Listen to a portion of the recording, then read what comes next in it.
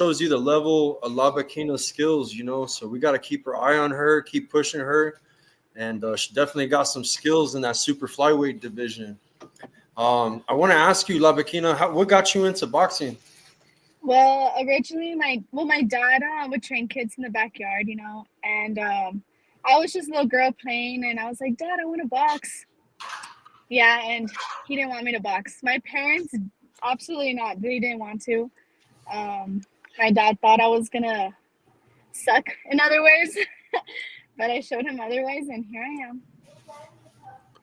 Man, so you started off proving a point, basically, huh? Yes, yeah, Yeah, that's how. I could definitely relate to, somebody telling me that I can't do a thing, and then enjoying the fact of proving to them that you can. So, is that a driving force for you, as far as the way that you compete in the ring?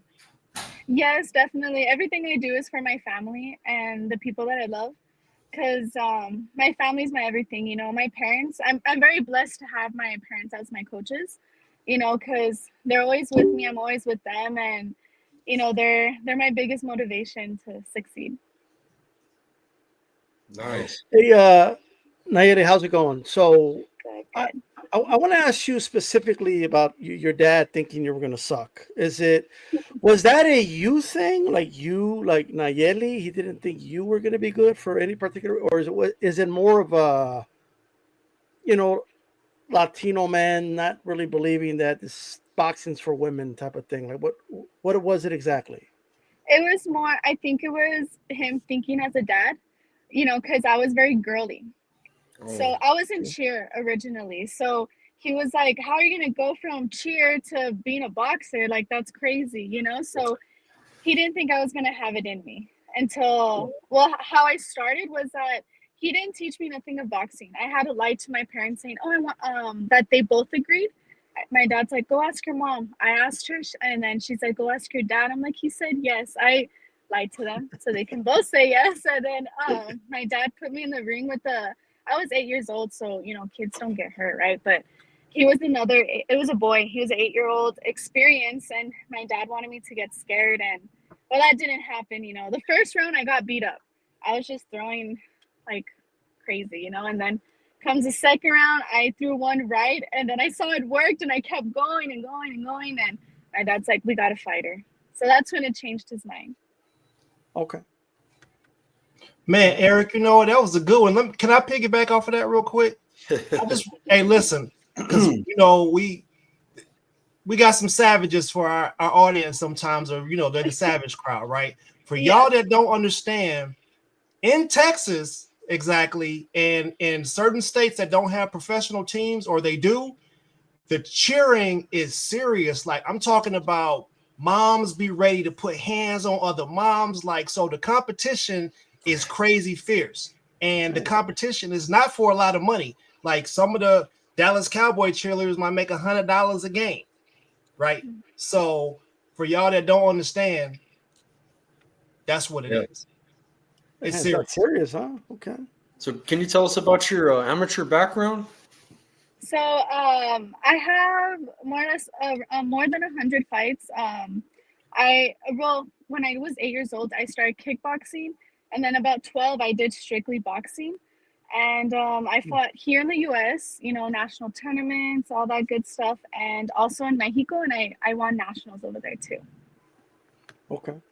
Yeah, I can honestly say I fought the best here in the U.S. as well as in Mexico, and it helped me grow as a fighter a lot. So I'm very thankful for the experience I had in the amateurs. Were you in, let's call them, unsanctioned fights before you got involved in boxing? Like, you ever like knuckle up with some cheerleader girls or something? Or- No, no, no, No, I never. like. So how did you know? Like, okay, I could be a fighter. Like, what was you just like the sport, or that you just like confrontation? Like, how did you know? I just instantly grew a passion for the sport. It became part of me, and I just love it. The very thing I love doing is just, you know, fighting. you know. Did you continue doing cheerleading while you were boxing as well? No, I cheerleading, I only did it for like a year, and then Okay. I did full on boxing. Right. I got a And just question. Oh, sorry. um, I have a question from the audience. How'd you get your nickname, and what's La Bikina? So La Bikina, it's so there's two reasons why I got it. So there's a legend in Chihuahua of this horse. She was a race horse, and she won, well, in Mexico, right? She won over 59 races, and they would sing the song La Bikina to her. And also, I don't know if you guys heard the song from Luis Miguel, La Bikina. There's a part in the song that says Altanera, preciosa y orgullosa. And so my padrino, my godfather, he was like, this, you put this story and that song together that describes you as a fighter, the horse. She was a beautiful horse. She was fast. You're fast in boxing. And this part of the song, you're a strong woman. You're very, like, I have a lot of fight. I fight with a lot of pride. So that's how my name Bikina came up. Okay. would you ever walk out to the ring with Luis Miguel singing the song? Can you I imagine would that? love that. Imagine, that'd be so Yeah. awesome. Yeah. Wow, that's pretty interesting. So listen, I bring this up a lot because I want to encourage people to do things like this, to think about their legacy, right? So Clarissa Shields had she had a documentary done about herself. She was able to help produce it and things like that. So have you ever thought about doing something like that so that people could know your story and understand where you come from, to maybe help inspire some upcomers? I never thought about that, but now that you're saying it, I think it'd be really nice. I feel like I have a nice story. Coming up in the sport, it wasn't easy. My amateur career was not easy. I had, some people in my own hometown. A lot of people didn't believe in me. They, in other words, and some people would kind of tell my dad, it's time for her to hang up the gloves, kind of thing. So I definitely do have a story to tell, and I feel like I'm, telling my story to the world through my skills, through my boxing. Yeah. I think that'd be really cool. When you say there's people that told your dad you need to hang up the gloves, are we talking about just random people or people close to your circle, or like what? Who are we referring to? I would say, like acquaintances. Okay. People that you see like in tournaments and stuff. Like we're not super close. I do like to keep my circle small. I am very. I mean, I talk to everyone, but I do have a small circle. But yeah, I would say it's more acquaintances, people that we've seen at the nationals or in the boxing world. So Does that, when you hear those things, does it? How have you evolved with that? Like, do you, would it upset you at first, or does it motivate you? Do you feel like, okay, well, I'll prove them wrong? Like how do you feel about it? honestly, to me, words don't hurt me. I feel like a lot of people can talk a lot, but doesn't necessarily mean anything. I've come to prove them wrong. And especially where I'm at right now, a lot of people wouldn't have imagined me. Not even myself would have imagined that I'm at where I'm at. Right. But I guess I use it as motivation. For me, the hardest critiques are always going to be my parents, and I don't even let my family dictate my future. So it's something that doesn't really phase me. Okay. I want to commend you. You're one of the pioneers of 3 minute rounds. There's only a select group of women that have done 3 minute rounds. Can you tell us about that experience? I loved it. It was awesome. I felt like and it benefited me and my style. I was able to, pick my shots, and it was just more time for punishment, and I think that 2 minutes, it just goes by fast, and having that extra minute, it was definitely fun. It was really cool, and I was really honored to be a part of that, because I'm Yeah. like, oh, like, and especially like, coming on the zone, fighting 3 minutes, and it's not like I got an easy fight. It was a hard fight. It was a good fight, and Yeah. so it was definitely like, it was awesome. Like, it was exciting. Hey, shout out to Amanda Serrano for Right. working that into the deal and getting that 3 minutes in. Because I ain't lying, man. Even my wife be like, man, it seems like the women's fights are rushed. You know, it'd be cool if they had another minute so they could break them down and pick them apart. You know what I mean? Yeah. Is that something that you want to advocate for going forward? You know, I mean, you're on some A-side type stuff. You gonna be like, hey, listen, man, we need to do these 3-minute rounds because they could do it, we could do it. It's better for you, it's better for me. You know, what's up?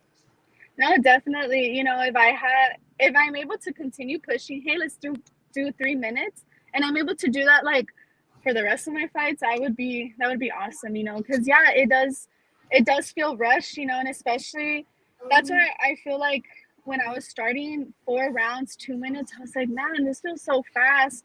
Now, if I had, that's why I encourage, let me do 6, 8, 10 rounds. I have the condition for it. So, you know, so it can kind of compensate not having that extra minute, you know, but yeah, definitely. I would totally like, hey, let's fight 3 minutes, you know? Okay. I want to ask you about, before we proceed with any other boxing stuff, the city of El Paso, Texas. Tell us, like, what's your favorite spot to go when, like, I'm talking about like to go eat, cheat meal, whatever. Like, what are some of your favorite spots to go to here in El Paso, Texas? You get me hungry, man. You're not trying to make weight right now, are you? You probably, it is what it is, but Yeah. I would say, oh, that's hard. don't say Chico's Tacos. Oh no, I was gonna say Okay. either maybe. Man, that's so hard. I'll give 2. Because recently I just went to Tacos Chinampa. I love tacos there, or Tacos Don Cuco. Okay. Yeah, and now it's like fat. Well, I can't really say fast food because like after the fights, like when I fought in Juarez, I was like, guys, let's go to Whataburger. But you know, Whataburger's throughout Texas, so. Yeah. Yeah. Man, Hey, hey, Whataburger's a spot. yes, Yeah. sir. Yeah. And Sir. it's better than In-N-Out, right? Yeah. I don't know if you ever had Yeah, In-N-Out. yeah, I've had In-N-Out. You know what? You have Yeah, to say I mean yeah. they're for those both. things. Yeah, I do like Whataburger more. I do love In-N-Out. Don't get me wrong, but I do prefer Whataburger. Yeah. Yeah. She passes the test. I used to get in a lot of trouble at Whataburger, you feel me? After the club snacks. So look, obviously, you know, you're very marketable. You got the skill set. You got what it takes to be, you know, a world-class superstar, and you are. Do you got some merch or something that, you know, that people could cop? You got some type of logo or something out there that people might be interested in? Yeah, I'm actually working on that. I'm currently making shirts. They'll be ready, I think, this coming Friday. So I'm gonna post it up. Whoever's interested on buying. So yeah. Yeah, I have a logo. It's like a crown with a bee, and it says La Bikina. Okay. Oh yeah. Your next fight's July 12th in El Paso. Have they found an opponent for you on that card? Yes. They said I'm gonna fight with Alexis Moniz. Okay. She's from Fort Worth, Texas. From Fort Worth. Okay. I went to the last King's promotion card, and that's where Stephanie Hahn got the WBA lightweight title. That's a good fight. Yeah, and Andreas Ray. This next one, we got Abraham Pettis, the main event. We're gonna have La Bikina there. We're gonna have George Tovar on the card. The whole card's stacked. So El Paso show out. I'm coming all the way from Albuquerque to my hometown to support. I'll see you at the weigh-ins for sure. There's also this girl I want to point out. She's also fighting El Paso. She's here from El Paso. She just turned Poison pro as Ivy. well. Poison Ivy. Yeah. I forgot to mention Poison Ivy. Yeah. I've never seen her fight, but I've heard a lot about her in the tournaments. She's got like a really good reputation. Yeah. Oh yeah, definitely she does. She's That's a great cool fighter. name right there. She's Ivy. Ivy Enriquez. Yeah, she's really good. I'm looking forward to coming out and supporting her and Sergio. Shout out to them. Stephanie Hahn's a good friend of mine too. Her and Jennifer, you know, they put female boxing on the map. You know, Jennifer fought all the best too. You know, fought Michaela Mayer, Katie Taylor. El Paso is like a breeding spot right now for you don't want to mess with the females in Chuco Town, guys. And everybody was just That's shocked true. with you when they said that you were from El Paso. I was like, oh hell yeah, because you put up a really good fight. On she deserves all the hype too. Because Nat No Love Dove's a really good fighter, but for you to do that, then I look at your box rec and I'm like, damn, they had a close fight in the amateurs. So it puts you at that level, like you're the next superstar too, and 360, all them. They got Mizuka Hirota, she's a champ. You got Jasmine Artiga, super flyweight champs. And there's some good promotions. That you make a good fight for any of these girls. Thank you. Yeah, it's an honor to be a part of this. And recently I've been fine on the super flyweight, but I am going down. I'm planning on going down to the flyweight division to 112. Okay, to 112. Who's Yeah. the champ at 112? It's Fedora. Gabriela. Oh, go ahead. I know. You guys want to ask about what would you do in that kind of fight against that kind of opponent? That's just like, wait. I know you're tall. You're already tall though for your division, right? So Yeah, 5'6", she's 5'7"? 5'9". She's 5'9". I'm 5'6". So I mean, of course she is taller than me, but I don't feel like there's gonna be that much of a difficulty. But with her, a fighter like her, fighting in angles, being fast, she's strong. I mean, you see her record; she has a bunch of knockouts. So she carries power. But I got a good chin. And it's just being smaller, moving in angles, being faster, just taking every opportunity. Yeah, all you gotta do is make her reach a little bit and get over that front knee. Chaka! You feel me? Hey, I'm all about watching. For some reason I like it when tall people get knocked out by shorter people. I don't know why, but it's just something. Mendoza did it from Albuquerque. Mendoza took out Sebastian, and then Tim Zoo's gonna get another shot. Tim Zoo's gonna get another shot, right, Eric? Down. Yeah, that's right. Face down. He's cool. He's cool with Tim Zoo's team. D style, man. Eric be having his manager on his show all the time too. Speaking of women, I guess when you said short fighter I'm thinking of that Ann Wolf knockout. I forget the name of the girl that she's like totally knocked out. But so I want to ask you this: what are some of the fighters that, if any, that you grew up like watching, like fighters that you looked up to, and growing up? I grew up watching.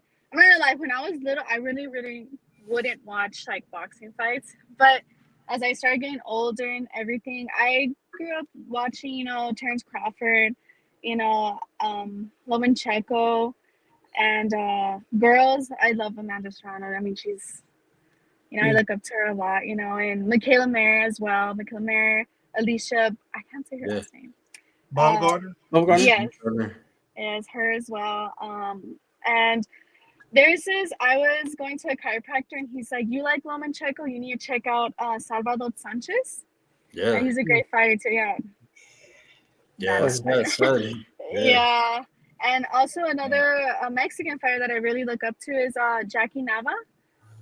Oh yeah, Jackie Nava's bad. Yeah. Yeah. No, I love her fighting. And her as a person too. She's a true champion. So definitely to look up to. Nice. How would you describe your boxing style to a newcomer? I'm technical, fast, strong. I can fight outside. I can counter as well. So I would say about that. I'm technical, fast, strong. I know how to make adjustments. So sometimes if I gotta bang with the person, I'll bang with them. We've seen that May 9th. We've seen that. Yeah. So you mentioned Crawford. How do you like his chances against Canelo in September? I think Crawford is a very crafty fighter.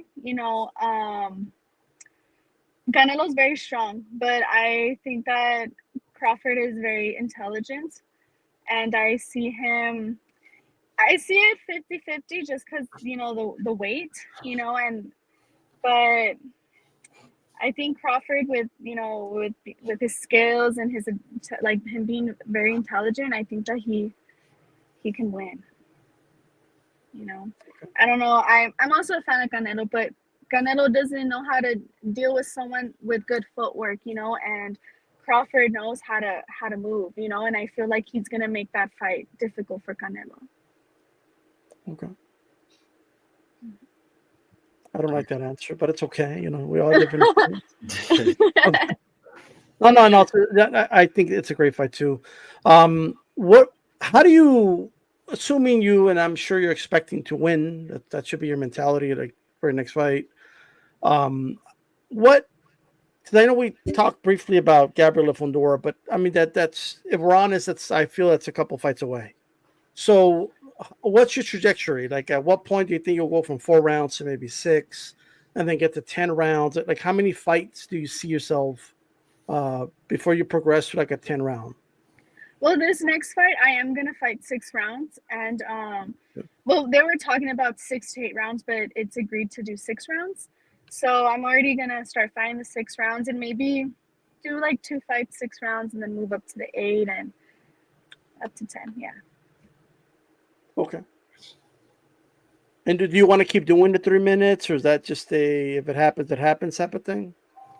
I would love to continue doing the 3 minutes, but you know, I got, you know, my manager, my coach, and my team to discuss that. You know, I show up, I train, and I fight. But I would love the 3 minutes. Is there going to be a rematch? I know everybody wants that rematch between you and Nat Love. You know, well, that night, you know, they asked for the you know, they asked the girl asked the both of us, hey, is there a rematch? We both said yes, you know. So Yeah. as of right now, there wasn't, you know, I'm not waiting. I don't know when it's gonna happen, Yeah. you know. You Hopefully it already proved happens. yourself. Yeah. Yeah, so I'm just you know, when the time's right, you know. So yeah, I'm always staying ready. Nice. But I think a rematch would be awesome, you know, for the people to see, you know. I think it's gonna be very exciting. Yeah. Well, that was an exciting fight. It was like the fight of the night, and you know, it was a 4 rounder. Everybody's wishing it was longer. You know, you guys already were doing 3 minute rounds, so Yeah, hopefully in the rematch, you know, we can do 3 minute, maybe 6, 8 rounds. I think that'd be awesome. All right, let's fast forward to the future a bit. You're at the Hall of Fame induction speech. Who would you be thanking, and what would they be saying about you prior to you getting to the stage? Cool. Well, they would say, you know, undisputed champion, you know, coming up on stage. The first people I would think would be definitely my parents.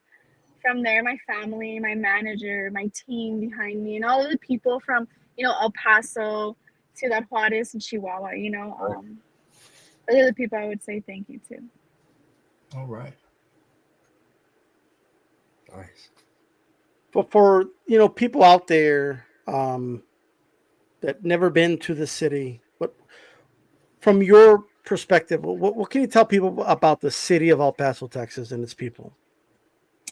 Um, you know, El Paso is it's a nice city. You know, there a lot of people say there's nothing to do in El Paso. There is things to do in El Paso. You know, um, I would say it's a nice city. You know, there is some people that can be a little rude, but I feel like that's everywhere. You know, when you go places and they know you're traveling from out of town, I feel like El Paso is very welcoming. You know, and Better than Albuquerque. Yeah, Albuquerque. We're crazy out here. So yeah, it's a lot safer in El Paso. I'll tell you that. yeah. What, man? Those are twin cities, if you ask me. We're 5 hours. It's about 4.5 hours. My mom and my Those are family. twin cities, if you ask me. It get cracking in both of them cities. It seems like El Paso got more people though, because you got Juarez and you got Yeah. El Paso, and it's just to me it seems, and then you got a military base too. So Yeah. Yeah. Yeah. El Paso used to be very safe. I don't know if it's as safe anymore, but yeah, that's safe. Okay. it's a chill city, I guess. Yeah. Well, I guess it depends what part of El Paso, right? Yeah.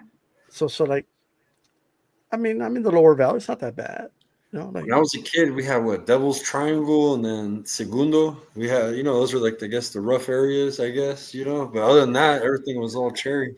I don't know. It's probably changed, you know. Yeah. So you mentioned about there's things to do in El Paso now. It is known as a quote unquote boring city, but um, I mean, I don't know. I think like the older you get, the more you appreciate the city. Is the way I see it. You know, Yes. Yeah, definitely. like we don't have a Six Flags, but I mean we're all right. You know, Yeah, We got Western Playland. Yeah. yeah, and those rides are It's so scarier cool. because they're like broken. So like when you're on it, like you know, We got a cliffs in Albuquerque. Great. Wet and Wild's not that bad. You know, like it's tech. I don't think it's technically in El Paso, but it's right there. You know, so. Yeah. I was impressed by the last fight card by King's Promotions, and it Yeah. was just. I have the video, man. Man, it was just crowded, you know, and everybody was there supporting Stephanie. Everybody was loud, yelling, and it felt like because I cover a lot of fight cards for Top Rank. I've done PBC in the past. You know, I traveled to cover boxing, and it felt actually being back home. It didn't feel like a local club show. Like it felt like I was at a big promotion, you know, and yeah, the King's Promotions, they really do a good job with the boxing in El Paso. So shout out to them. Yeah, I definitely agree. You know, that night, I actually fought the same day, but in Mexico. But Yeah. when I was on social media, I was like, oh wow, like I thought it was amazing, especially like well, I'm all for females, right? And Yeah. Stephanie Han winning, and you know her being a female, being main event, and Yeah. having that crowd there. I think that's such it's such a bittersweet moment, you know. So I was very happy. You know, I was happy for her. Yeah, it was amazing that night.